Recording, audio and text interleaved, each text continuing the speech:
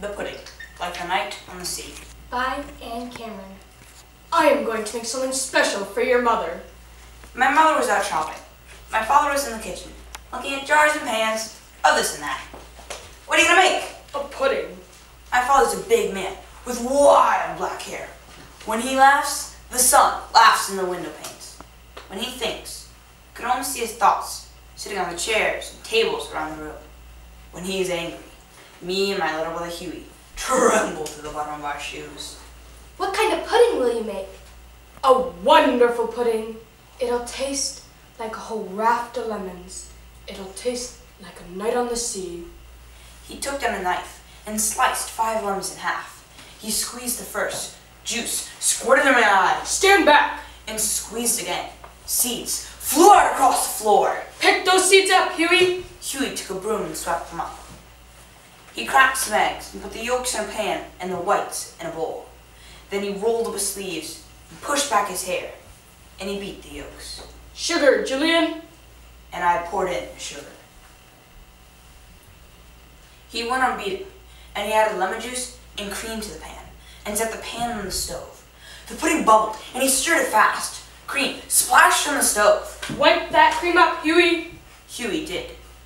It was hot by the stove. My father loosened his collar and pushed at his sleeves. The stuff in the pan was getting thicker and thicker. He held the beater in the air. Just right. And sniffed in the smell of the pudding.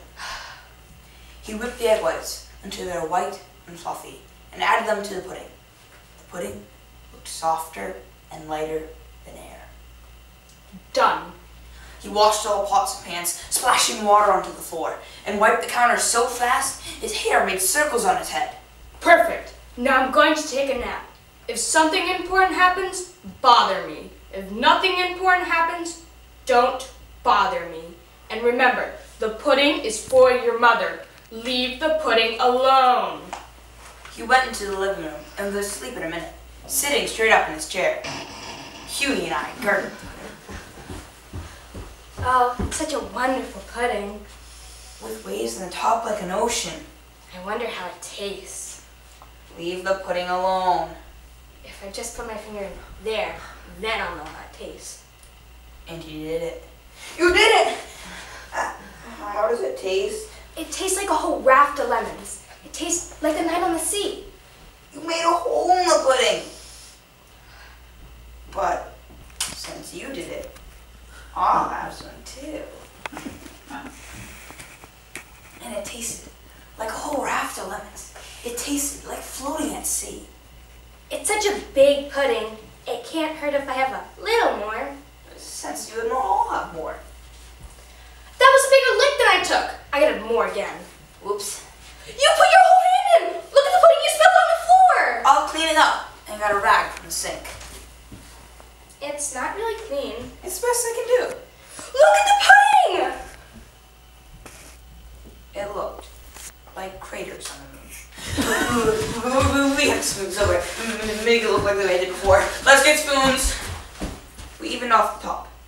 And as we evened it, we need some more. There isn't much left. We were supposed to leave the pudding alone. Let's get away from here. We ran into our bedroom and crawled into the bed. After a while, we heard my father's voice. Come into the kitchen, dear. I have something for you. Why, what is it? Under the bed, Huey and I pressed ourselves against the wall. A wonderful pudding. Where's the pudding? Where are you, boys? My father's voice went through every crack and corner of the house. We felt like 2 leaves in a storm. Where are you, I said? My father's voice was booming. We could hear him walking slowly through the rooms. Huey? Julian? We could see his feet. He was in our room. He lifted the bedspread. There was his face, his eyes like black lightning. He grabbed us by the legs and pulled. Stand up! We stood. Now, what do you have to tell me? We went outside, we came back in, the pudding was all gone. Then why were you hiding under the bed? We didn't answer. We looked at the floor. I can tell you one thing. There's going to be some beating here now. There's going to be some whipping. The curtains at the windows are shaking. Huey was holding my hand. Go into the kitchen right now. We went into the kitchen.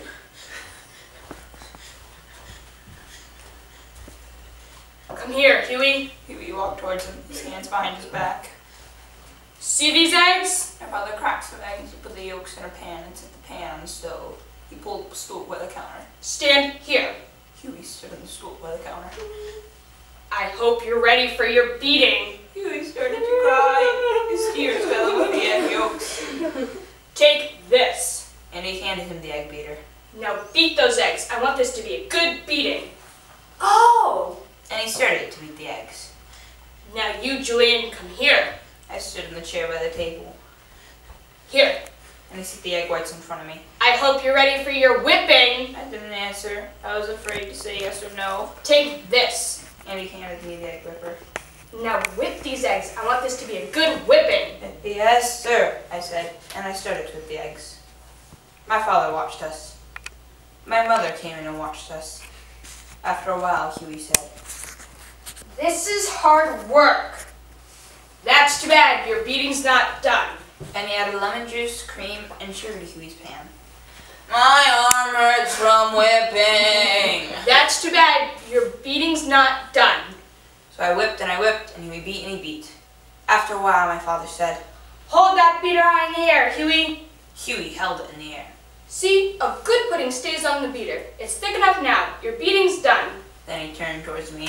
Let's see those egg whites, Julian. They're white and fluffy. Congratulations, Julian. Your whipping's done. And he added the whites to the pudding himself and gave the pudding to my mother. Why, it's such a wonderful pudding. Would you like some, boys? No, thank you. She picked up a spoon. Why, it tastes like a whole raft of lemons. It tastes like a night on the sea. Thank you.